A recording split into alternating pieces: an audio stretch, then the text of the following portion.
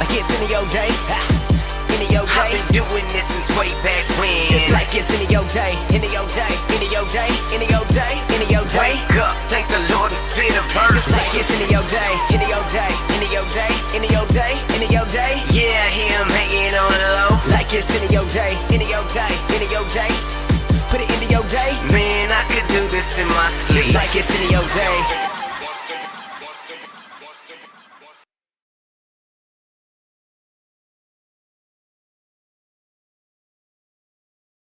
Free game. Free game. Free motherfucking game. The chillest podcast in the world. Hey. The galaxy. Cash flow. Vapor. What's happening? And a very special guest today. One of my personal inspirations. Give it up for Monsta Music. What's going on, baby? Appreciate it. Yeah, bro. Much love, baby. Much love. Blessed to have you tonight. Thank you, Yes, sir. Thank you, sir. Appreciate you having on the podcast. Yeah. And I actually appreciate you for helping me host the Cash one. Yeah, that was tight, man.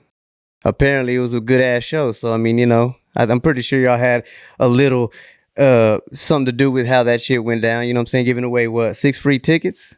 Something like that. Yeah, we did, bro. 6 people got to go. That it was nice seeing people interact. Nah, yeah, I mean that's the whole point of it. But all right, bro. For the people that don't know who Monsta Music is, tell them, bro. Me. Look at us. No, but I'm just an artist from Texas, man, with I think a sound that's pretty much mixed out of everything that I've got inspired by throughout my whole life. And I can't really put a genre to it. Every time somebody asks me, man, what kind of music do you make? It's hard for me to tell them just because, there's a lot of things that go into it. You know what I'm saying? I do a little bit of singing. I do a little bit of rapping. I used to listen to some crazy stuff back in the day that like boy group, you know what I'm saying? Boy bands and stuff like that. Backstreet Boys and NSYNC and all that shit goes into my music. So it's just when they ask, I say it's Monsta Music, bro. You got to check it out and listen to it and, That part. Yeah, that's pretty much how I explained it to him. Why music? Oh man, I don't think a lot of the times people pick what they like to do. I think it picks you. And at an early age, for me, bro, my entire family, really, my dad was a phenomenal singer. He had my sister singing in the church. We grew up in the church, bro. So they sang in the church and their voices are phenomenal. My brother sang and I was really young, so I really couldn't sing because at that point I was really shy, but I wanted to. And I saw them and I was like, man, I want to do that. And I think that's what made it even more for me because I was like, I want to do what they're doing and I was too young to do it. And by the time I was old enough or even more confident enough to do it, we kind of had already stepped out of that.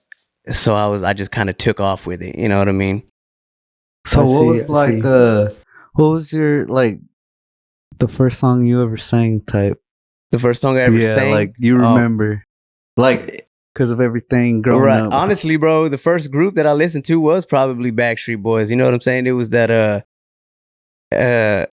as long as you love me. I'm talking about if you listen to Backstreet Boys, dog, they were crazy back in the day, and NSYNC, but Boys to Men. But the first song I ever sang, it probably had to be a church song. You know what I'm saying? Some Spanish hymns. Yeah, back in the day. Going back off of the church stuff, would you say after that you started getting in choir? Did you ever get in choir? I did. I was in choir. Okay, so I was singing, throughout all elementary. The first time they didn't have choir in my elementary. Okay. But as soon as I got to 7th and 8th grade, I was in choir. Made it to all region choir both years. My first year, I think I got third chair, which is basically the third person picked from my group. I was a tenor. And then my 8th grade year, I got picked first chair. So I was first round draft pick type thing. You know what I mean? And that was pretty cool. So yeah, I was in choir. And then I auditioned for high school choir and I got it, but I didn't put it on my schedule. Okay. So when I went to high school, I didn't go to choir, and I never changed my schedule. I should have. I was like, barely getting into high school, and I had all my classes with all my friends, and I didn't want to switch none of that up, so I never did it. But that's kind of one of the things that I wish I would have done though. Through all of that, though, would you say it helped you develop like your sound, your Absolutely, voice, man. Like being able to fine tune it and have those, those Yeah, for warm-ups, sure. those Like, practices. I mean, if you do something in a repetitive state, bro, you're going to get better at it regardless, So that did help me keep my voice in tune and make my voice better. So that's why I say if I would have done it in high school, I think it would have just boosted it because, you sing every day, bro, you're going to eventually get good at singing. If you, skate every day, you're going to get good at skating, Yeah, because at that point, you're kind of, tuning your voice as an instrument on its own. It is an instrument. Yeah, the voice is an instrument, God given. So blessed that, I like to do it and I stuck with it because, I can't play the guitar, so I got to sing. You know what I'm saying? But before I get into the science of the sound and stuff like that, you said you were shy, and how did you overcome that shyness? Like just putting yourself, because repetition is the mother of all skills. Yeah. To me, it was like I've always been the type of dude to where if I say I'm gonna do something, I'm gonna do it just because I like to keep my word. So if I say like my first show. It wasn't necessarily a show, but it was a talent show, and it was in 6th grade, and I sang Backstreet Boys. I keep on bringing up Backstreet Boys because shout out to Backstreet Boys. I love y'all motherfuckers. Anyway, I sang Backstreet Boys in my 6th grade talent show, and I was super nervous, bro. I was like, sweating bullets, but I told myself I was going to do it. I told everybody else I was going to do it, and inside I was scared, but I was like, I have to do it, bro, because everybody... That's your word. It's my word. If I don't do it, they're gonna be like, "Man, you ain't about shit." Yeah. Yeah. So I did it, and the feeling that you get up there, bro. It's it's an adrenaline rush, bro. And it's dope to be able to do something that you love doing, you like to do, and it gives you that motivation in yourselves, and it just builds confidence right there. I wasn't necessarily trying to build confidence, but it was doing it in itself because I was doing what I wanted to. And going into the science of the sound, like, because you started off, your family was into it. You started doing the choir stuff, the church stuff. But I want to hear about the actually recording it in a music programming, learning how to mix and master. Like, what was that like first getting into it? And what kind of steps did you take to develop better? And were you mentored, and like, who do you go to when you need kind of like help for? That's one thing that I never had was a mentor necessarily. But whenever I started, I heard my first rap song. It was like it might have been Tupac, bro, or DMX. You know what? It might have been DMX because I was heavy on DMX back in the day. And I was like, man, that's dope, bro. Because like I said, I was in the church, so my mom wouldn't let us even listen to rap. Like you know what I'm saying? You can't listen to it. And so I don't know, it's like a rebellious thing to where you're like, if you tell me I can't do it, I want to do it even more. So I was listening to the shit and I was like, man, that's dope, bro. I want to know how to do that. I want to know how to, so I started doing it myself. And then I told myself, I got to find somebody to record me. And I did. I found somebody to record me. The first person that recorded me, he went by Cagney, and he recorded my first mixtape. And I was like, man, this is dope. I heard myself, what it sounded like. And I was like, I think this is what I want to do. I loved it. It's what it was. It was a passion, and I really didn't care. Even if I didn't sound good, I probably would have kept doing it just because. And I probably didn't sound good. Hell, you know what I'm saying? I probably sounded like shit, and I was just thinking that it was good. But that's kind of how it went, But as far as a mentor, nobody ever showed me how to rap or anything. I just kind of researched it and listened to people and took inspirations off it. I like this. I like this. I like this. Let me put it into myself and shit like that. I'm sure going off of that, it's like you clocked in probably hella hours just trying to learn different things. Oh yeah, tweaking the sound. Yeah, finding where you got to start your verse, et cetera, et cetera. Yeah, the first, in my opinion, the first verse and the last verse are the hardest to write, even because you want to come in strong, bro. You know what I'm saying? You want to catch the attention like that. And then the last verse, you want to lead out heavy so they could be like, man, the whole shit, that just the first and the last one make the whole verse kind of be like, man, that shit, you see how he came in? And I mean, they even told me, one of the things that they told me too is that first person that recorded me, he told me that I sounded like somebody. And I was like, damn, it kind of blew my spirit a little bit, because I was like, I don't want to sound like nobody else. And at that point, I kind of stopped listening to music. I took a break from it just completely, really, because I didn't want to sound like somebody else. Like, influence is cool to where you can have somebody that, you know, inspires you. But if you like are mimicking another person, I feel like it's bringing down the level of artistry that you can do by yourself. You got to get your own sound, your own creativity. So, Are you still in touch with him? I'm not. We ended up kind of falling out, and you know, we're not. It's not that I don't like the guys. We don't talk anymore. But going you know? back to that, do you remember the first song you ever actually recorded? I think it was Ride With Me.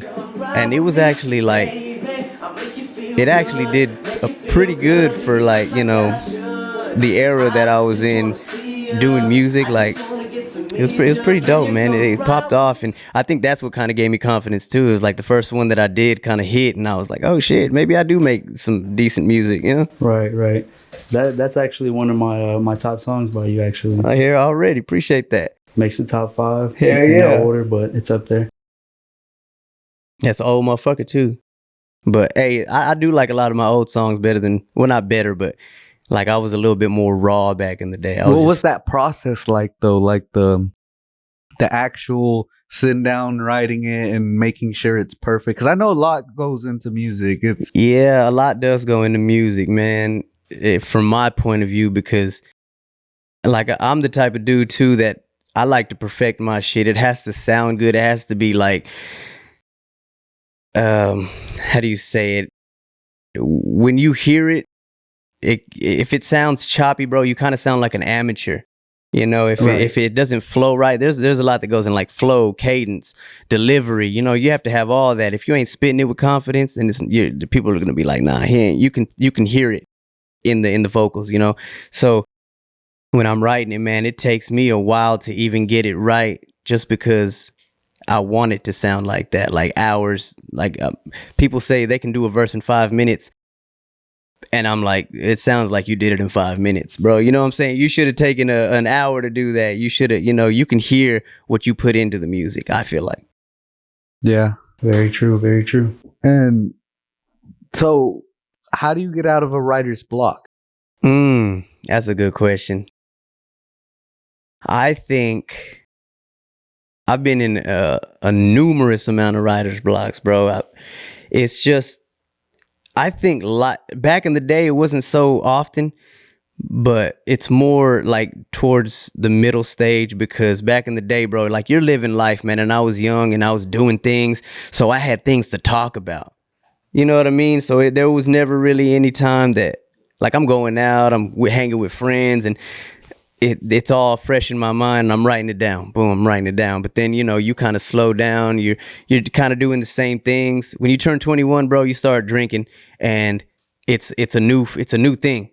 So you have a lot to talk about. But once you're like 24, 25, you've been drinking for at least 4 or 5 years. So it's kind of like an old topic now. So you don't really want to write about that no more. So that's kind of where the writer's block comes in. You know, you've already talked about the shit, and if you keep on repeating it, it's like, that's all he talks about. Yeah. So you gotta get something else to talk about, you know? It's like finding the next chapter to, you know, like, to your life, Exactly. to your image, to who you want to be portrayed as, type thing. to your creations and all of that. For sure, yeah. To your creativity, man. I could talk about smoking and I could talk about drinking all day. Exactly, but none of that's really art, you know? Yeah, none of it's really art. Anybody could do that. I wanted to create something, you know, more, I don't know, motivational or inspiring. So, you know, it takes a little bit more time. Nah, yeah. And so I mean, I've tried the whole music thing because I mean, I love music. Yeah. And that over analyzing and That's what gets me in the writer's block. It's like, man, I already said this. Yeah, yeah, yeah. Yeah, music is universal, bro. You know, everybody has something to do with music, bro. I think everybody loves music in some form or fashion, bro. Like it gets people through their day sometimes, you know? Just pick a song, depending on how you're feeling, you'll be riding, feel a certain way, and a song will pop in your head and be like, I want to jam this right now. Right. You know what I'm saying? Because that's going to make you, that's the same vibe. You're on the same frequency at that point. Mm-hmm. Boom, I want to listen to this. And then, bro, if you just got you in the club, bro, you don't want to hear what you listen to in the car. You want to hear some hype shit, some crunk shit. So, you know, but that's what music is to me, bro. It's, I mean, to everybody, I think, you know, it's a vibe for them to be able to get through this shit. Mm. So, I mean, you grew up with music, and I mean, then you started messing with the sound and the science. Tell me about how it was, like your first show as Monsta, and like the steps that it took to actually, like the behind the scenes to actually, all right, I'm here now. Yeah. I'm going to be honest with you, man. I'm not sure if I remember my very first show, but I do remember like what I was doing at that point. And one of my first shows was like, it was here. It was at the Thirsty Camel. It was a little club back in the day, bro. And I think it's called the Scorpion now or something. I'm not sure, but it was, you know what I'm saying? Just a little stage that you could perform on. And I had already kind of got a little buzz. People were already calling me Monsta because of, you know, what the music I was putting out. So, and like I said, bro, I just stepped in that hole and started doing my thing because I told people I was going to be there and I was going to perform, bro. You know, at that point, it's really kind of that simple. Mentally, you prepare a lot, but it's really just as simple as saying, looking up places. Hey, can I perform here? Can I perform here? And then going to go do it. Showing up. And then you did it. And You know what I'm saying? That's one thing I was going to ask too was, you know, how long did it take you? How many, you know, like people did you have to talk to before you actually booked your first show or your first couple of shows? And, you know, like how often was it that people were willing to, you know, listen to you to actually get that going? So one of the sayings that I kind of stand by, bro, is it's not what you know, it's who you know. And Right on. growing up, bro, I don't want to, you know, make it sound weird, but I was a pretty well-known guy even before I started doing music. Like me and my brother were pretty popular in high school and things like that. So we knew people, and then they started getting into, they knew people, and, you know, so it was basically just a call of, hey man, my homeboy got the new club, you should perform there. And I took it as a sign of respect too, because they were asking me to perform, you know? Exactly, especially it being a new club, you know, you can bring a little bit of exposure to them. For sure. As well as yourself, It's a mutual handoff, bro. You promote my club and then you could promote your music at the same time. So I was like, it's hand in mutually hand. beneficial. Yeah. So it's just a matter of calling and then, you know, boom, doing it. And then it was a good turnout. I remember like maybe the third, fourth show that I did, bro, it was at the Thirsty Camel, but he had switched locations. And when I did that show, they sold that night, like so many people came, they sold out of beer. Wow. Completely sold out of beer. And he was like, bro, you can come and do a show anytime you want to, bro. Because if that's going to be the turnout, then I was like, already. So, you know, just because he let me perform doesn't mean that it was going to be good. It mean that he did me a favor and, you know, I had to do my thing afterwards. And that's the whole thing. You got to go in there, and just because somebody knows your name don't mean shit, bro. You got to go show them why you're doing music. You got to, you know what I'm saying? You got to put that foot forward, bro. You got to show them that they need to listen for a reason, not just because they know you and you're doing music. Because you're my friend, you should jam my music. That ain't how it goes, bro. You actually have to have some type of drive, some type of talent, some type of, you know, go get it type, you know? Definitely understand that mentality. And going based off of that too, it seems like that also, you know, probably boosts your confidence getting up there. And, you know, like, you know, that's something that made you feel like you could really do this, you know, a little more long term than just something that you just came up with out of nowhere. For sure. It like I said, man, every step is Big confidence it's a boost kind of confidence thing. booster. Every step I take is a confidence boost. Every step forward, you know, shit, even in life, bro, you keep on going forward. That's like, man, I could do this. I could do this. I could do this. It doesn't have to be in music. It could just be in anything. If you keep moving forward, bro, you know you can do it. So it's definitely a confidence booster though. But at the same time, you have to go in there and, you know, show your ass, bro. Do your thing, bro. If you want it, go get it. So going back onto the being well known, because I mean, everywhere I've gone with you, bro, like everybody says what's up to you. So what I want to ask is, how do you go about creating that relationship with everybody, and how do you cultivate it? I think the first thing is being humble, bro. I'm walking around, bro, and I remember the first time I got called Monsta by somebody, bro, and I'm not sure who I was with somebody, and they were like, "What's up? You're Monsta, right?" And I was like, "Yeah," and I didn't want to show it at the time, you know what I'm saying? Because you have to have that kind of image to where, yeah, I'm Monsta, I go, Right. but when I walked away from him, I was like, damn, bro, did you see that shit? That shit was clean. That was badass, right? Right. And he was like, yeah, that was pretty cool. And, you know, that's a confidence booster in itself. But like cultivating the relationship is kind of just being humble, bro. Like I said, what's up? I said, thank you for listening to the music. Because at the end of the day, bro, I was just telling the truth. Yeah, you gotta like show I am appreciation, thankful for you listening to the music. People take the time out of their day, bro, to listen to your music. That's a big thing. You know, they don't have to. They can listen to hundreds of other artists, and they chose to take 3 minutes out of their day and listen to your shit. And then when they saw you, they chose to tell you, man, you know, your new song is dope. Exactly. They Or could have just been like walking by and be like to their friend, "Oh, that's this Monsta, motherfucker but-" thinks he could rap. Yeah, yeah, you know, yeah. like- but They no, could have easily done that. they I'm went sure. up I'm and sure some people have. definitely showed their appreciation. I'm sure. Yeah. So I know you've done a lot of shows, bro, because I've been to a lot of them. Appreciate that, dog. You have. Tell us about your Right. top 3 shows that you performed All at. right, so I'm gonna give you this one. This is the top one, and it wasn't even really a show, bro. But I got asked to sing the national anthem at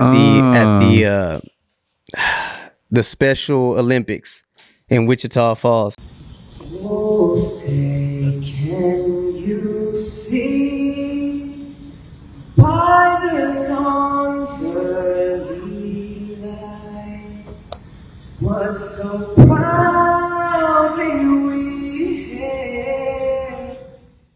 So they had a Special Olympics here at the K. Yeager Coliseum, and she asked me to do the national anthem. And sure enough, bro, I'm sitting there in the middle of the stadium with the National Guard around me, bro, singing the national anthem, bro. And I was like, this shit is surreal, bro. Like, and it was at that point that I was like, man, I'm not a rapper, bro. I'm more of I make music, or I'm a musician, not in the sense of I play an instrument, but my life revolves around music, bro. You know what I mean?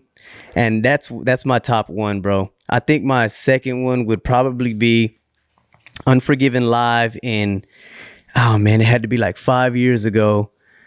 Which shout out to Immortal Soldier, shout out to Renaissance. He put me on. He heard this out of Fort Worth. He put me on to Unforgiven live, the first one ever, and from that show, bro, I got so much love. Like, so this is how it went.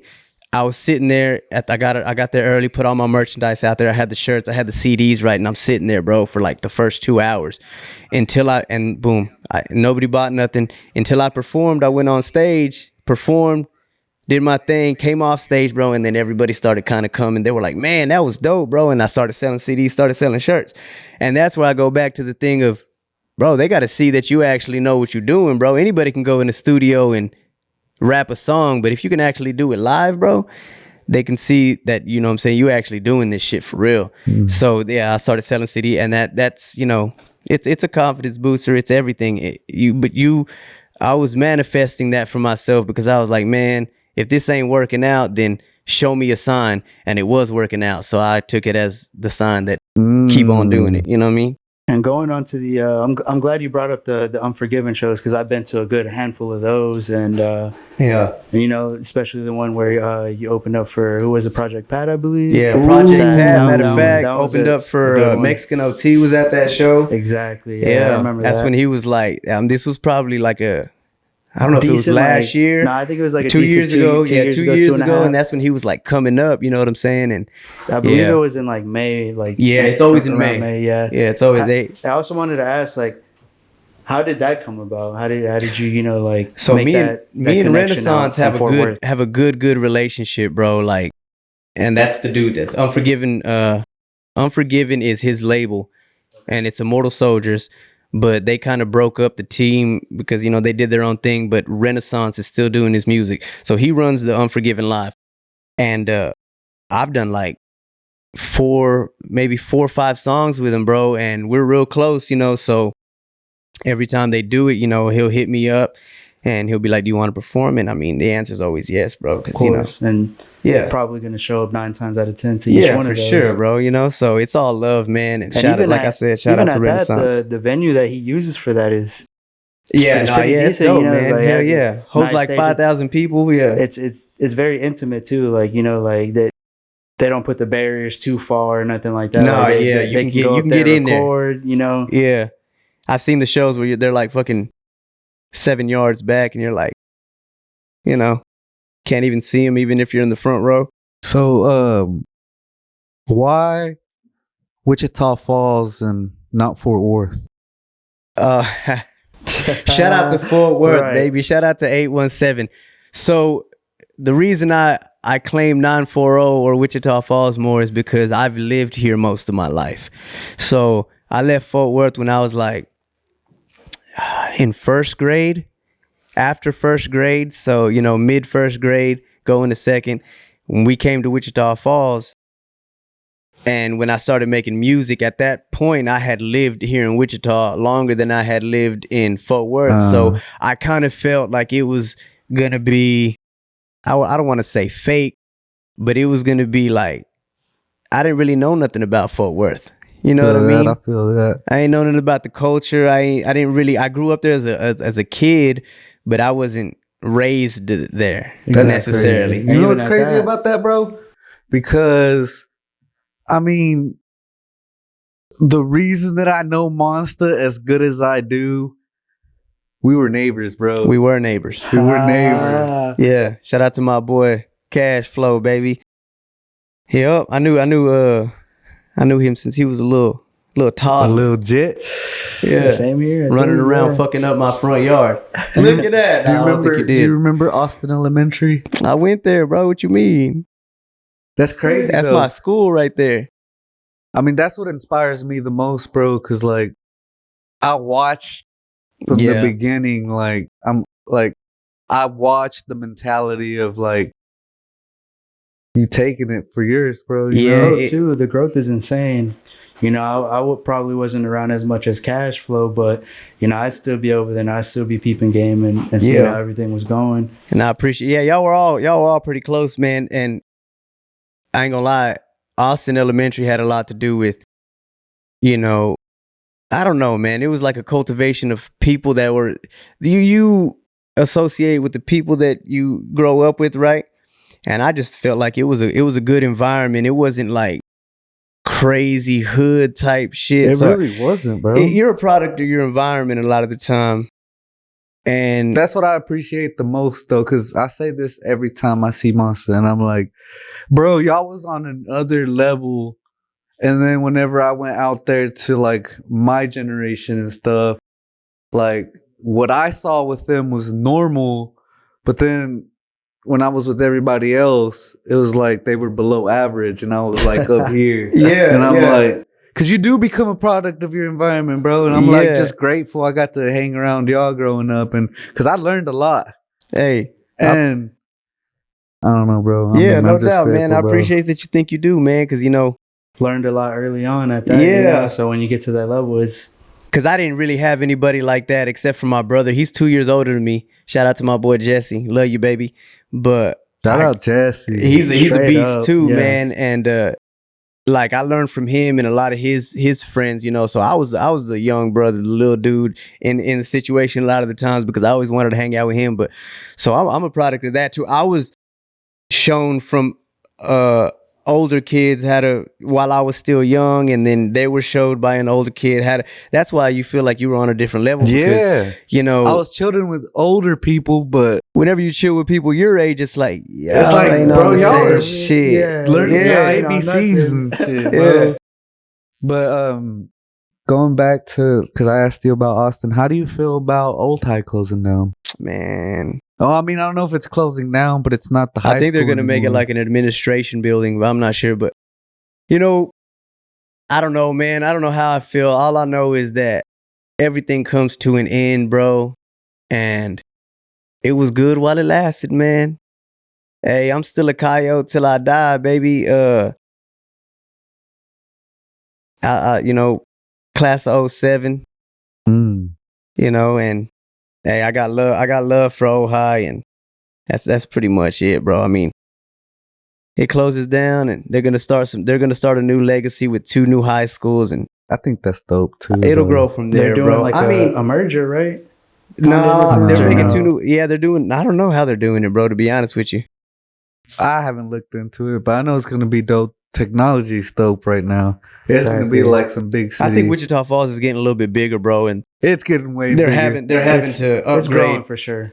which is a good sign. Bro, we have a Jersey's mics.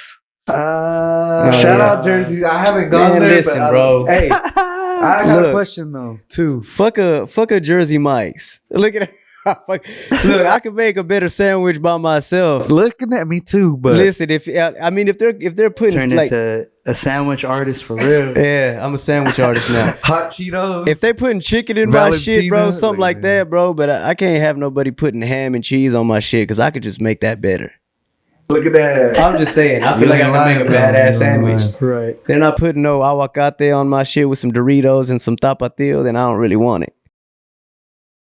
But going back, bro, going back to the changes, cause when you helped me host that episode, Yeah. you brought up Club Crush. Mm-hmm. I've never heard of Club Crush. Oh, I know. So I remember you want to saying hear it. about like other clubs, other things, like changes you've seen. There was a Club Crush was like, it was pretty much like Club Sip is now. They had the spot for like, you know, hip hop. That was the hip hop spot. And then they opened up one called like Midnight or something like that. And then they opened up another one called That Girl or something like that. And then they had Denim and Diamonds, of course. I don't know if you ever heard of Denim and Diamonds. I'm not too sure. And then they had Stage West. Oh, think I back heard in the that day, they one. had Graham Central Station. That was pretty much like Stage West, man. They I had a lot- remember Simba. Oh, and then Simba's, yeah. Simba's was where Club Sip is right now. Yeah. I used to go to Simba. That was a crazy ass spot too. Motherfuckers was throwing chairs and shit out there. Yeah, Getting in every big night fights. they were open. Something was going on there. Yeah. But yeah, man, it was a lot better situation. I think the only reason like clubs aren't doing as well as they used to is because there's only one. There's only 2. Like, bro, you have to have some type of competition here, bro. You can't go to the same club every weekend and expect it to be still in business after, you know, a year. Because that's the only place to go. X amount of times. Yeah, I've been You there already 100 caught their times, bro. vibe. I need somewhere else to go. So somebody needs to open another club. Even if like the owner of Club Sip were to open a club over here, as long as they don't know, they're going over here just because it's new. It's something trendy. Different variety. Different kind of variety. thing. Some people go over here, some people go over here. You know what I'm saying? It doesn't get stale, kind of thing. Yeah. You know? You get tired of Go going in, to the see same the places. same layouts, Doing like, the same here we shit. go again, kind of thing. Yeah. So going into more of your performances, bro, was Bone Thugs and Harmony one? Or- Yeah, Bone Thugs. I think that's probably the most known artists that I've ever opened up for was Bone Thugs and Harmony, and that was in Dallas. I forget the club, man. I'm sorry, but bro, and I'm gonna tell you something, bro. Them motherfuckers put on a show. That was a badass show, dog. That was a badass show. But man, there was so many people there. Got a lot of love, man, and That was dope. And so when you're performing, right? And you're performing, what keeps you going even though you may, especially like starting off, not getting the crowd you thought you were going to have? Oh yeah. That's tough too, man. A lot of the times, man, whenever I get crowds like more trap music crowds, I want to say, like you can tell what kind of music they like to listen to. And I don't really make that type of music, but I still go in there and try to, like, my motive at that point is try to change their minds.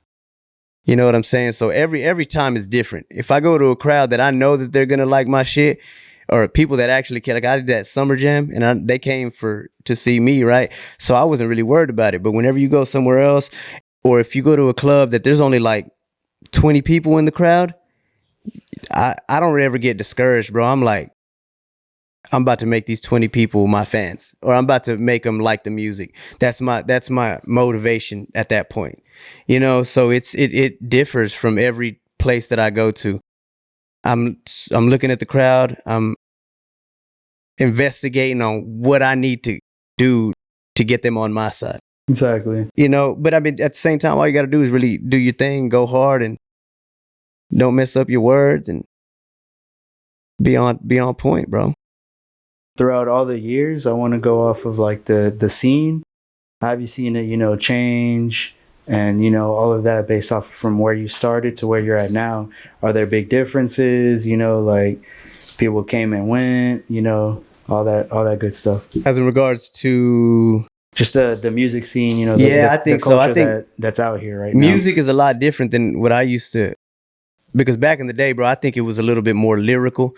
It was a little bit more about the words that people were saying instead of just a badass beat and a good hook behind it. You know what I'm saying? People were actually listening to the verses. They were listening to the words, the lyrics, And nowadays it's a little tougher, I think, just because, if you get a good ass bouncy beat, bro, they're going to be like, oh, this shit go hard. They can't even recite one verse. Right. But, at the same time, I just take it as a challenge and see what I could do with it. So is that like back then being more lyrical, was it hard to, put your name out into the scene? Because it was easier. It was easier. Really? Yeah, it was easier back in the day to be a lyrical, what I consider lyrical, like, about the words than it is today. Because today, I think it's more about the beat and the vibe and the sound instead of the actual words that they're saying. That's just my opinion, though. So would you say, like, since it was, a more lyrical scene, everybody wanted to pay attention to what was being said, which made it, easier to come up in? Yeah, I think so. I wouldn't say like super easy, but obviously, you have to go through your trials and tribulations. Yeah, because back in the day, bro, you were spitting something and people would be like, hey, or ooh, you know what I'm saying? Right. They were like, damn, did you hear what he just said? Nowadays, it's like, I haven't heard that shit in a long time. I haven't heard people say, did you hear what he just said? Be like, nah, did you hear that new song? And then they recite the hook. It's like something vibey. And I'm not hating on it. It's just, a different sound than we used to have. Of course. There's actually something that you said to me, because I asked you a question a long time ago that kind of shaped my personality and who I am today. And you were like the whole performance thing. And I don't remember how I exactly asked the question, but the answer you said was, I don't care if there's nobody, one person, or 100 people. I'm going to perform it like I'm throwing the biggest show ever. Like, I'm going to hit it the same no matter who's there, who's not. Yeah. Because this is the thing. If there's 200 people in the crowd, bro, at least one of those people is going to like your shit. If you do your thing, at least one of those people is going to like your shit. If there's one person in the crowd, that means you have to make that one person like your shit. The odds are against you at that point.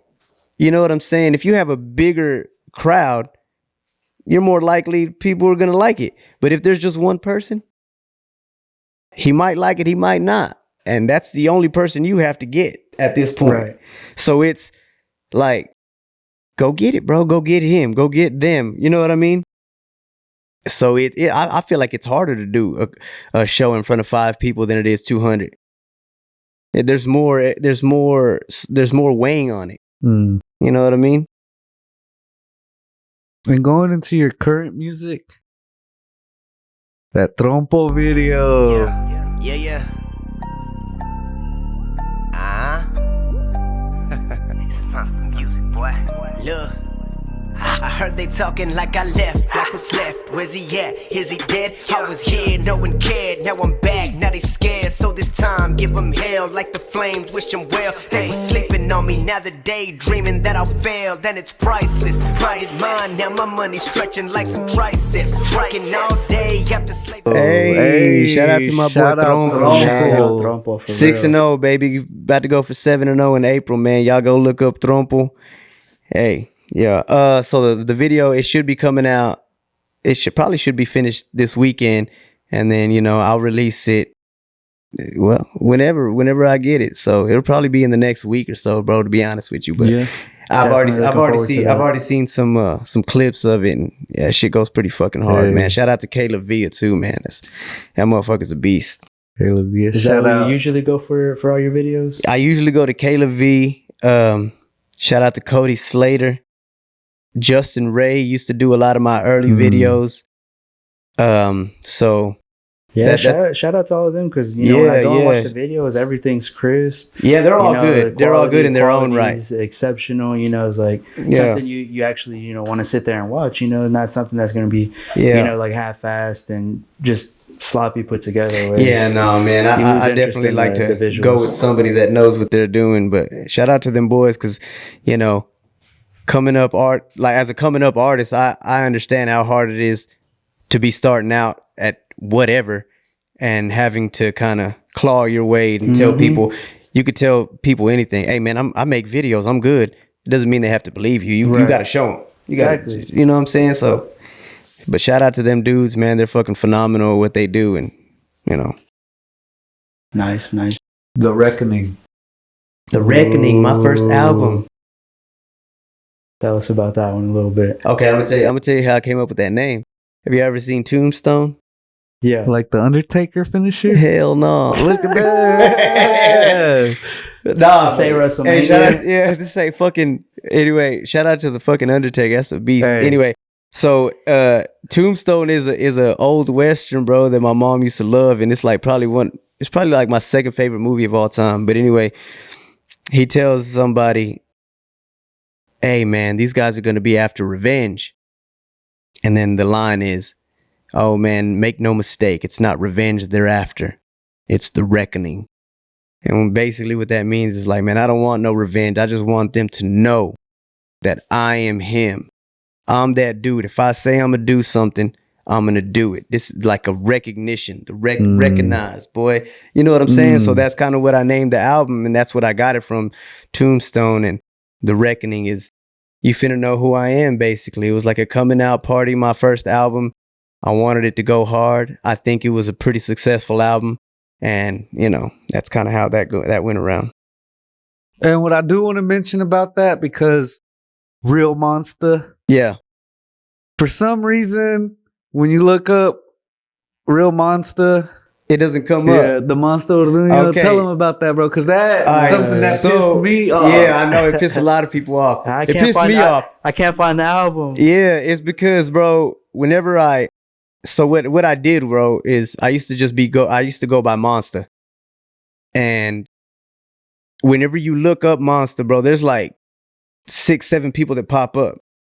So I changed my name to Monsta Orduno, which is my actual last name, and for search purposes, because now when you search it up, I'm the only person that comes up, and that's why I had to put it on a totally different Spotify, a totally different, page, because they wouldn't let me change my name on my first album or that first profile. Right. So I had to completely make a different one, and now it's basically 2 separate links. And I've been trying to get that like merged, but they are not having it, bro.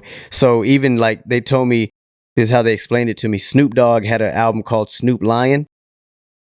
Yeah, did he change his name? I thought he changed his at name. that point, he changed his name to Snoop Lion. Right.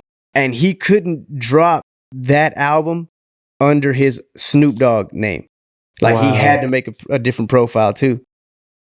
So I was like, well, who invents those I was rules like, anyway? if Snoop Dogg could do it, I guess I'll do it. Look at that. Anything's possible. Yeah, but yeah, that's pretty much why. But man, hey, click both the links. Both the links are on my profile, and you know, Reckoning, Monsta, or Monsta Orduno, and you can find all the music. 2 albums out everywhere. How long would you say you spent on your first album? Woo, bro! My first album took me like 3 years. How come? Like, what was that process? Like, was it just mostly like the learning curve? No, not really. The production writer's blog is just how you wanted to structure everything. It was because I was doing a mixtape at the same time that I was doing an album. So there's like multiple things going on. The problem with doing an album is that you have to drop the entire thing at one time. So you can't really, you can kind of drop singles, but you can't show too much of it. You know what I mean? So you're kind of sitting on it the entire time you're writing it. So I was doing mixtape songs that I could drop at the while they're waiting on the album, right? Yeah. And that's taking time out of me writing the album. But there's another thing is where I like to take time on my songs, bro. I can't write. I mean, I have written a song in one day, but I can't do every song like that because sometimes inspiration comes to me and I can write the entire thing in one day. But usually that's not how it's going to happen, bro. You know what I'm saying? I'm going to take 2-3 days on a verse, make sure the hook's definite, spend another 2-3 days on the second verse because the second verse has to go harder than the first verse. Just because that's how you have to do it, bro. You can't, yeah. And, you know, it takes a while. And then sometimes you take a break. And, you know, my first fucking album was 18 songs, bro. Like nowadays, an album is what, 12 songs? 13 songs, maybe? 15 max kind of 15 thing? 15 max. My first album was 18 songs, bro. Full length songs. So wow. It takes a while. Plus, it is like the financial about it too, bro. Like it takes a lot of money to, as an independent artist, it takes a lot of money to do what you got to do as, you know, as far as putting music out. So what is that like? Because you're not signed to anyone. This is all just all you, independent. Right? And I'm sure like that's not even just getting, you know, CDs printed, covers made, et cetera, et cetera. Graphics, you're talking about. Okay, so you have merch and all of that. If I'm going to put it into perspective, it'd be like every beat costs, every exclusive beat, because you have to have an exclusive beat to put this shit on Spotify or anything. So every beat costs at least $150 minimum to shit upwards of $1,000. But all my beats were like $200. Okay. And then I have my own studio, so I didn't have to pay for studio time. But if you were to pay for studio time, bro, it's like what, $40 an hour? And how long is it going to take you to make a song? You could do that math yourself. Right. You could be there locked in all day. But I invested in my own studio, which run me whatever it ran me. So $200 for the beat. And then I have to have somebody mix it because the only thing that I mix is my mixtape shit. I have a professional mix my album shit. Okay. So then you're paying somebody at least $200, $250 to mix every one song. So that's $200 for the beat, $250 for a mix, $200 for a mix, and then if you want to make a video, the video is gonna run you what? I mean, a couple hundred maybe. Shit, nigga, $200 to $300, $500 at least. So what, like minimum? Minimum. Wow. $200 to $500 minimum, bro, and that's just one song. I had 18 songs on my first album. Yeah, so I can only I'm imagine, not gonna do the math right now, bro. Imagine how much you dropped. You know what I'm saying? But that's mix and mastering. That's for that. all with me while I'm working. I have to, you know, do this myself, and I have to budget for all this stuff while paying bills, while doing this, while doing that. But I'm so passionate about the music that it's like it seems worth it for me, and it was worth it. It is, you know, but it's an investment, and it takes a lot, bro. You know, just like anything would, though. Why independent? Because I'm sure you could easily get signed on. Like easily. I have had people like reach out, but it's always like a distribution deal or, you know, some kind of 360 where they'll pay for a lot of the things, but they want damn near half or more than half of the profits. They want the return right. Yeah, they want the return right away, bro. You know, we're gonna make 70% off of your shit, and I'm like, man, I'm not really having that, bro. But you know, that I learned my shit right. Yeah, so I mean, I did. I learned how to mix a little bit on, and it was all off YouTube, really, man. Shout out to YouTube, goddamn it. But I mean, it takes a lot of time, bro. It takes a lot of time, a lot of effort, a lot of money, a lot of passion, bro. Because if you ain't passionate about it, bro, you ain't finna do it. Yeah, it has to be a labor of love for sure. Yeah, for sure. Exactly, and you know, as passionate as you were, I've heard around, you know, some of your songs on the radio, and stuff like that. You know, shout out to 103.9, man, DJ Sabor and DJ Kid, man. Shout out because they've always shown love, and I've sent at least 4 or 5 songs to the radio, man, and that was dope in itself. You know, one of my first songs, I was off my first album. They were like, "Hey, man, I just heard your song on the radio," and I'm like, "Man, this shit's dope." Like, you know, that was definitely wild for me too, because you know I was just riding around, you know, running some errands or whatever, and all of a sudden I'm like, "Wait, this Monsta?" Yeah, it's the show. Like, yeah, and I was like, bro, hold on now. The first time that ever happened to me, I was just scrolling. Or I don't know what, but it was Wildfire or the free verse. The free verse. Oh my god, bro! And I think I was with Esther at the time too. And I was like, bro, listen to this, bro. You went off. Yeah, I like that verse too. I like that song in general, but yeah, fucking man, they do a lot of things for a lot of local artists. If I'm being honest, man, that's great though. 103.9 shows a lot of love. So, and I remember just scrolling through Facebook. I remember I was working at Carl's Jr. at the time. Hey, shout out I was to just on my break scrolling through Facebook. Badass ham and cheeses. And here I go scrolling. Any old day. It's like any old day. Hey, it's any old day. Monsta finna bring it your way. Don't get me started rapping. And going through the childhood street. Hey, bro. All the way down to the corner store over there. Corner store. Man. If you know, you know. Right. If you know, you corner know, store bro. been there through it all. Done seen it all. So, as an independent artist, bro, how do you actually... Like, what is it like to get your music on Apple Music and Spotify? Because I know it's not like YouTube and SoundCloud, because you can upload it just like that. Yeah, so right? It has a lot of... It's like they scan it for samples. They scan it for any... Dang. Yeah, they scan it for any plagiarism. They scan They scan it pretty much for everything, bro. If the beat isn't bought, isn't yours, and isn't exclusive, if the words that you say or somebody else has already said them, and I'm talking, it has to be like bar for bar, you know, it has to be word for word. But you can get away with, like, you know, maneuvering your way around somebody else's verse. But it has to be all you, bro, you know? So whenever you do this shit, you submit it, and they'll either tell you that it's good, or they'll tell you this song, all these songs are good, but this one right here, this shit got flagged for whatever it might be, you know, copyrights, plagiarism, whatever. So YouTube, you can upload anything, but they'll snag your ass for a copyright claim real quick. Okay. But they could still play it. Like, I can remix a beat and I could put it on there, but I can't get monetized for it at all because it's somebody else's beat. You know what I mean?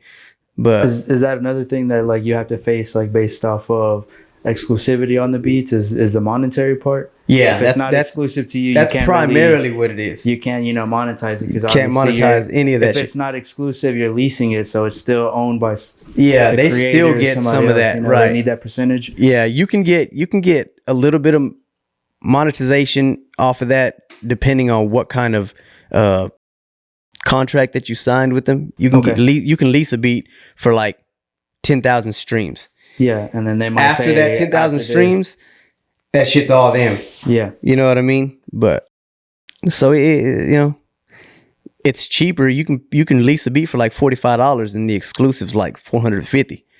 So seems I mean, like overall the exclusive, it just seems something you want to spend the extra, you know, money's worth for. If you think this song's finna pop off, then spend that $450 and get your money back. But if you don't, then you kind of fucked. Who were some of the artists and music people? You said Backstreet Boys, but who else inspired you? And If you're talking about like rap, yeah, so Any Texas rappers in the mix? man, bro, my favorite rapper to this day is Chameleonaire, bro. Shout out to fucking Chameleonaire, man. That was like my dream collaboration growing up. And that's when I talked about it earlier. The first dude that recorded me, he told me, man, you kind of sound like Chameleonaire. For real? Yeah, that's the rapper he told me I sounded like. And I was like, fuck. And in my head, I was like, I probably do sound like him because that's who I listen to on a daily basis, you know? Yeah, it's your favorite. Yeah, it's my favorite. So I was like, fuck, maybe I do sound like him, even though I didn't think I did. But anyway, Chameleonaire, bro. You know, I liked UGK. I wasn't all into it, but then I like DMX, bro. I listened to a lot of Tupac. I listened to an insane amount of Eminem, Ludacris, Lil Wayne. Lil Wayne. You know, those were my inspirations growing up while I was doing music. And I was like, those are the people that I was like, these motherfuckers are fire, bro. You know, every time I'd hear them, it didn't, I don't know what it was. It was the words, it was the beat, it was something that gravitated me towards their sound. Yeah. Energy, all that. All of it. Something. Oh, yeah. That's how I feel with Mac Miller. Like, Mac Miller's fire. I don't hit music like you do, but I've been told once that I sounded like him, but I actually felt happy because I was like, nuh-uh. I was told that I sounded like Logic one time. I was like, you motherfucker. Not that I don't like Logic. It's just that, you know. Are you into fast rap? I like fast rap, bro. I do. I like fast rap. But it's really circumstantial, bro. Like, if you're saying something in that fast rap, like actually saying something, then I like it. But if you're just like, and I don't want to say this just because like I like Busta Rhymes, but he's like, then I gotta do it, then I gotta get it, then I gotta do it. You know what I'm saying? Like he's saying the same thing, and then he says like the end word. Right. It's just changing like one that's thing. That's not the kind of every line kind of thing. I gotta be like, this is one of mine. I gotta mortify when they find I ain't sorta kinda not crazy. I borderline it on the edge of the order. I've been at my alignment. Like it has to be some substance to it instead of just saying something to think about. Right. But yeah, I do like fast rap. Twister, badass motherfucker right there. You know. I will say, you do kind of sound like Logic. Here we go. Look at that. Fucking go. Tell I'm us leaving. About Look at that. Spit Stain. Oh shit, man. The shout out to Spit Stain. Unfortunately, bro. Shout motherfucking out. Shout out to Spit Stain. Shout out Crow, DLB, Slip, T-Lo, Lil Nano. Unfortunately, man, we have split up as a group. But at the same time, it was never really a group, man. It was a group of people.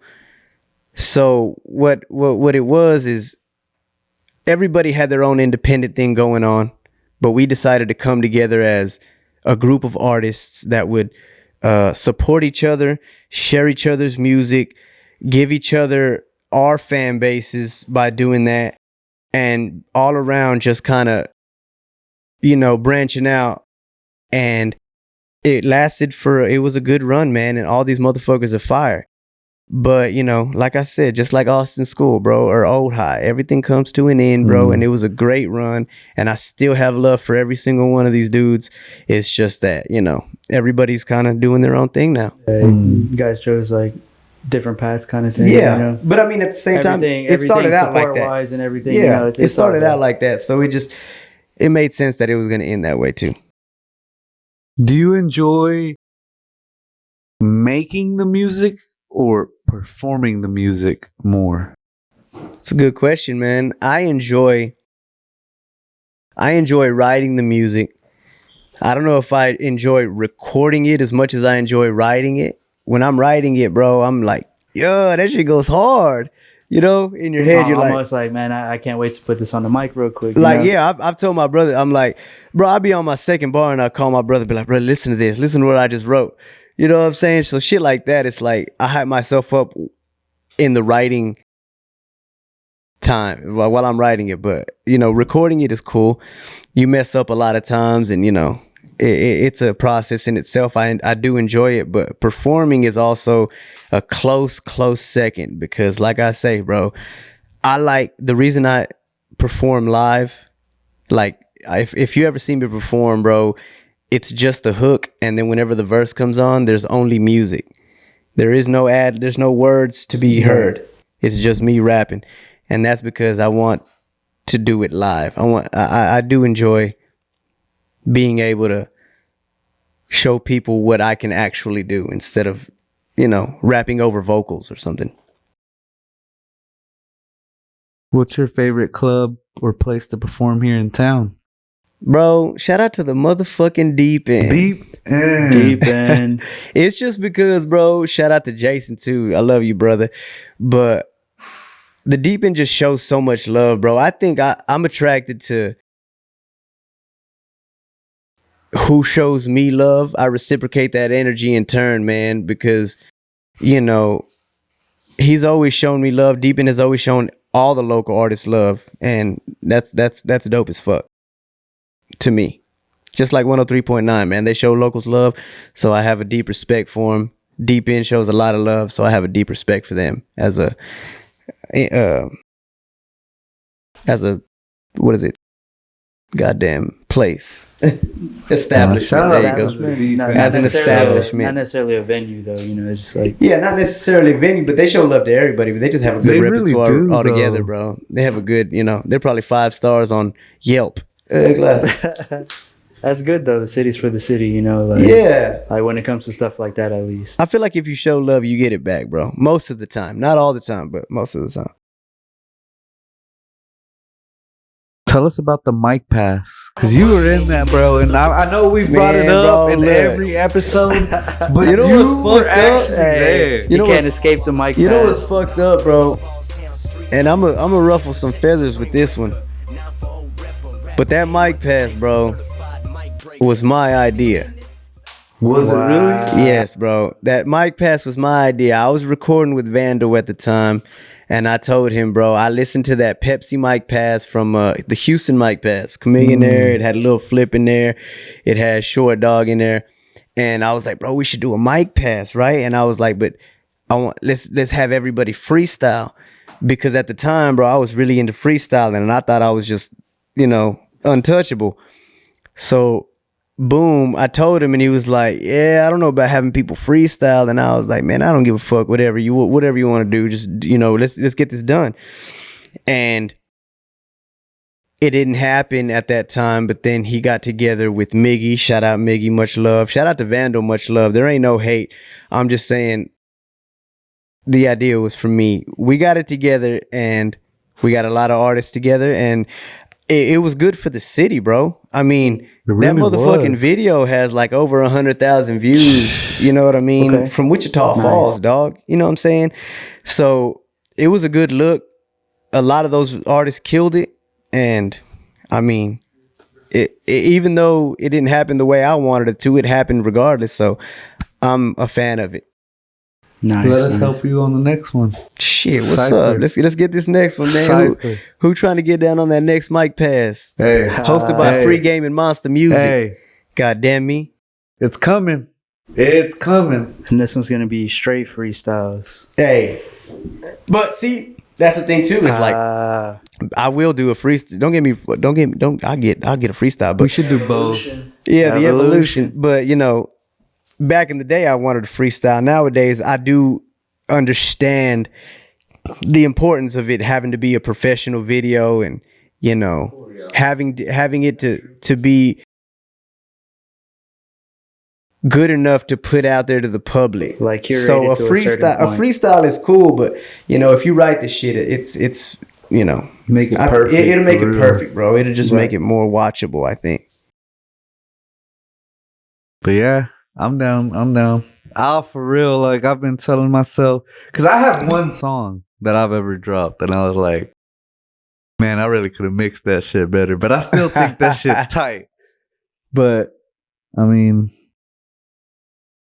tell us about your logo. Did you make your own logo? So I drew my logo. I drew both of my logos, and because I've seen you can do art. Yeah, I'm pretty. You can I'm draw. pretty adept. I think the artistry comes in a lot of different ways, whether it's like actual drawing or music or crafts. I'm not very good at crafts, but you have some type of different talent in another craft and another thing if you do like something else. All artistry, but I can draw. I grew up drawing. My brother did as well, so I drew my logos. One of them I did exactly how it was. The other one, somebody kind of took my idea and recreated it a little bit. And I was like, hey, that's dope. Just do that. And his name is Nando Alvarez. Shout out to Serious One Designs. You know what I'm saying? Go look him up for all your graphic needs. So, yeah, shout out to my boy. The fucking Monsta, the M with the headphones on it. Yeah. Something a little simple, but iconic. I think. like it. I like it too. Definitely. When you see it, that's Monsta. Yeah. And I think what I was going for was like, if you wear a shirt like that, it's a good look instead of just like having something crazy, extravagant, unnecessary. It's just like a basic design that I'd wear that shirt. Even if you don't listen to the music, you'd be like, oh, it's a stylish shirt. That's something you can actually, something you could actually rock. Yeah. So put together with any little fit. Right. Just a little shirt that you could put on. Yeah. Were you impacted by the passing of Akira Toriyama? Oh, here we go. Now you want to make me cry. Where's the goddamn bucket so I can shed these tears real quick? Nah, man. Yeah. I'm gonna tell you this, bro. When I was in like 4th, 5th, 6th grade, I used to ride the bus. And once I discovered Dragon Ball Z, I stopped riding the bus because it took too long to get to my house, and I would run to my house. Like, if you know where Austin School, where Austin School, bro, it's pretty close, bro. So I would run, like, I'm talking about literally run to my house, bro, so I could get there. Yeah, we got out at like 3:30, bro, and Dragon Ball Z aired at like 4:00. But the bus, bro, it would fucking run everybody else's route before it stopped at my house. And I would be like 10 minutes late. So I was like, nigga, fuck that. I would fucking jet to my dog. Hell no. I jet to my house, bro, running. I'll make it 5 minutes early, sitting there looking at that TV and be fucking happy as I could ever be, dog. So the passing of Akira Toriyama, bro, I'll cry like I knew the man. You know what I mean? Like, I have much respect because he made my childhood what it was, dog.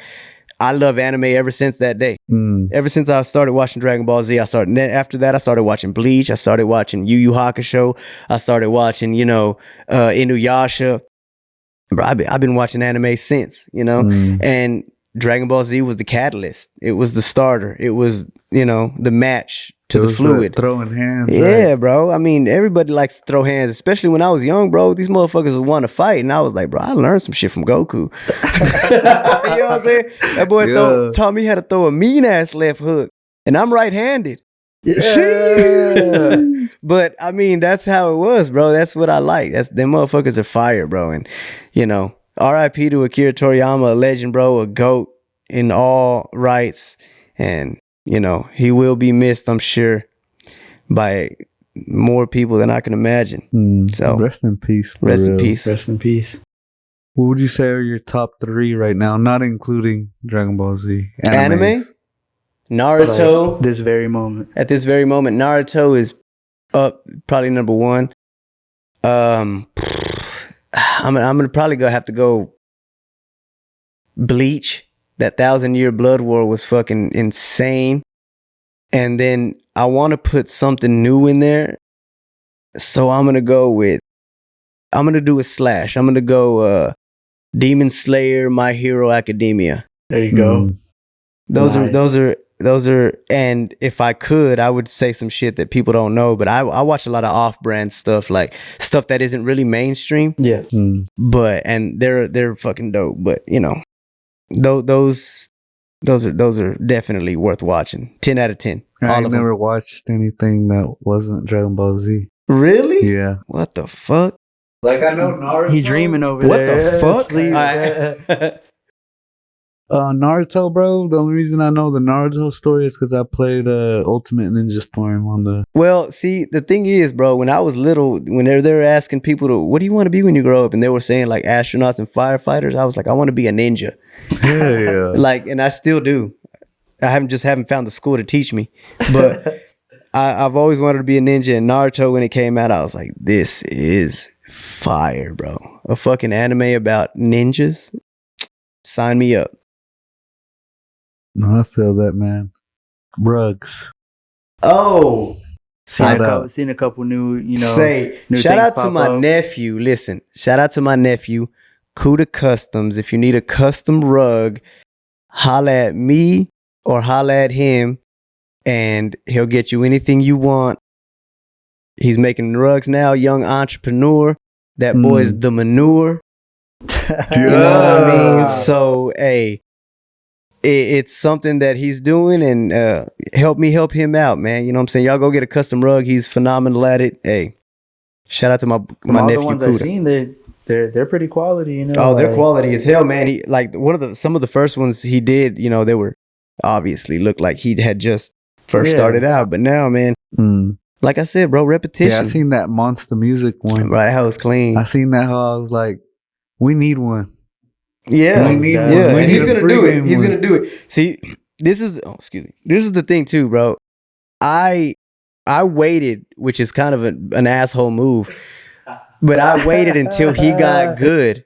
You know what I'm saying? I saw his first couple rugs, and I'm his uncle, man. So I'm not gonna lie to him as I Real. shouldn't. So I was like, Locked man, in, those are man. clean, bro. But you're gonna get better, you know. But as soon as I saw him hit that boom, where I was like, all right, now can you make me my rug? So he's official, man. Like, in my eyes, you know, in my opinion, I would say that if y'all get a rug from him, you won't be disappointed. Kuda Customs. Lock it in. Shout out Kuda, man. Yes, Get you a sir. rug. Get you a rug. Is this your first podcast? This is not my first podcast. I remember the SoundCloud one, but I don't know if that was your Bro, first one. so that was like before. That's loud. That was like when podcasts were first starting, but they weren't actually visual. They were all like Audio kind of audio, thing. dude. you know. Audio podcasts were where it was at, right? Until they kind of did the new age shit and started putting video to it. But so this girl, Jesslyn, shout out to Jesslyn. She was in college at MSU, and she was doing her something like a turn theme for college. You know, I don't know what they call it, but it was and she was doing it for hip hop in Wichita Falls. And she reached out to me and asked me if she could do a podcast. And it's on SoundCloud if y'all want to go listen to it. A lot of my views may have been different from what they are right now. So, but you know, it was still, it was a phenomenal podcast, man. She did her thing, and you know, I'm pretty sure she got an A+ on her midterm because you know, Phenomenal. Oh, that was a school because I was on it. Look at that. that. Nah, but yeah. So, shout out to MSU too, man. Wichita Falls, baby. How do you feel about the current state of the world? Man, I'm gonna tell you this. If I'm being completely honest, I try to stay out of politics as much as I can, except for it's so in your face all the time. A lot of the times, man, the presidential election, it just always seems like pick between the lesser of the two evils. You know what I mean?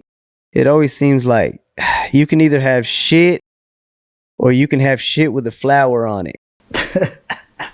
And I don't Hey, even that's like the best flowers. I don't analogy. even like flowers like that. So I'm over here picking the shit. And it's like, bro, Yeah. what do you want me to fucking do? You know what I'm saying? So I don't vote. So I just don't vote. I don't need. I go starving. You know, and that's how I feel. Like, you either pick shit to eat or you starve, and it's fucked up that I picked to starve. You know what I mean? That's how I feel about the state of what's going on right now, man. It's just total bullshit. It's a shit show. It's insane. If you've ever heard Biden even speak, you're like, what the fuck is he talking about? Right. You know what I mean? I never understand what he's saying. I can never get a full sentence out of him. And then you expect me to be like, yeah. Clap. What are you going to do, bro? So I try to stay out of it just because of the fact that I know I'm going to respond that way. Because if you don't got nothing nice to say, don't say it at all. And if I see that shit again, bro, I'm going to start talking shit. But I mean, it is what it is, man. Yeah. You know, we're not going to get away from it. It's going to happen regardless whether I vote or not. Yeah. So all I could do is prepare for the worst because that's all it's going to get, man. You know, it's sad to say because I want America great again. I honestly think Trump has a better chance of winning just because he's a businessman at the end of the day, and America is run as a business. They need to make money. If you're in debt, let's make some money. And he doesn't do some outlandish shit. He might be crazy, outspoken, and wild, outlandish, but he does what he says he's gonna do. And I mean, I can respect that. Yeah. You know what I mean? So that's kind of my stance on it. I don't know, man. I don't read into too much into it, honestly. What are your thoughts on mental health and how do you prioritize yours? My mental health? I've always felt like you have to not give a shit sometimes. You have to not give a fuck, man, because if you let everything sour your mood every day, how somebody looks at you, oh, this motherfucker looked at me crazy. Now I'm mad. Then you're going to be mad every day because motherfuckers look at you crazy because you know what? Maybe you are crazy. Maybe you look crazy. Like, you can't just sit there and be like, oh, man, I'm mad because he's mad. You know what I'm saying? I'm mad because he's mad. And then you're fucking mad all day. It's like, bro, have you seen yourself today, motherfucker? You look crazy.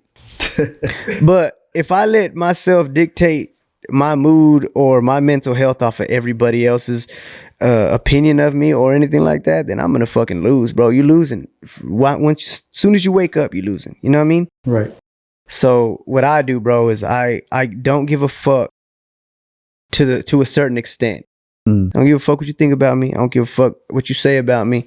As long as you don't touch me, I'm cool. I love my family.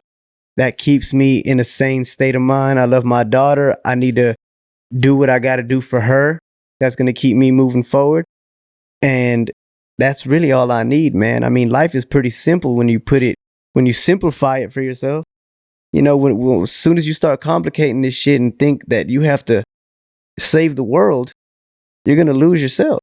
But, you know, some people think they could do everything and, you know. Not always possible. It's not always possible, man. You do what you could do. And if you could do some more, do it. Any shout outs you want to give? Yeah, man. Let me shout out to my producer. Does a lot of my beats, Al Mari. Let me shout out to Tro Mix That. He mixes my songs. Let me shout out to Kuda Customs, my nephew, man. Go get a rug.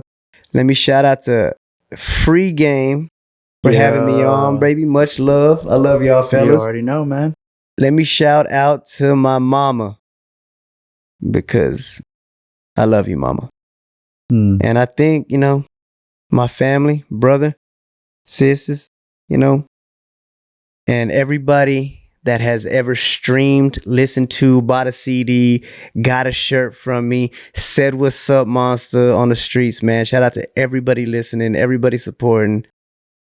I can't thank you enough. Much love. Your merch. Oh, yeah. Your merch, Matter bro. of fact, which one of y'all wears a medium?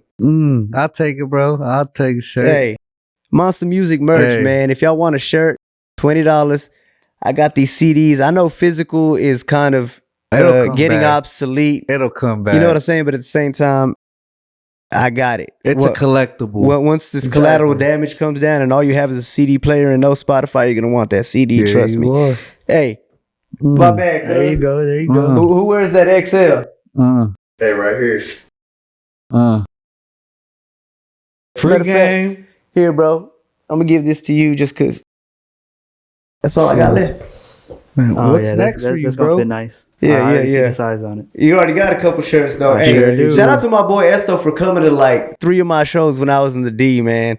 Every time I told him I was going to come performing. Yeah, He's like, shout out. hey, show me the address. I'll pull up. I said, say less, man. Much love, bro. I Man, appreciate you, dog. sometimes bring me an extra fit straight out of work. Just switch clothes real quick, get out the work shit, and just. That's what he said. go I'm straight getting there. off work right now. I'll be there in like 15 minutes. I said, bro, say less. Come on. Let's do it. Much love, bro. But hey, for real, free game. What can we expect next after this Trompo video? So the Trompo video's coming out, and then I got like 2 singles that I'm about to release that I want to say like 80% done with. I got a song coming out with a dude named Alpha Mills. I got a song coming out with Renaissance, another one, something for Texas. It's called Everything I Do Is Texas. Okay. So, you know, I mean, we working, man. We working, we staying on the grind, staying in that lab, getting as much time as we can. And, you know, like I said, man, everything is a passion, and we're doing it because we want to, not because we have to, bro. So That's great. that's what's going to make it better. Final thoughts? Final thoughts. Hey, much love, man. That's it. I think final thoughts is y'all tune into Free Game and tune into Monsta Music, baby. Free game. Always gonna show that free game love to Monsta. Yes, sir. Man. Hey, look, check this out though. There Like, you go. Share. Subscribe. All of that. Taking over the world. Yes, sir. We out. Swishers just to hold me up these scriptures, so it holy I bleed. I'm from the city where you hardly get some love, no. Still I love my city, I won't never give it up, no. I would rather put it on my back and lift it up. It's just part of the game, it's just part of the game. Ooh, I'm from the city where I seen a lot of lows. Had to rise above it, it's what kept me on my toes. Hustle through the struggle, that's the only thing I know. It's just part of the game, it's just part of the game.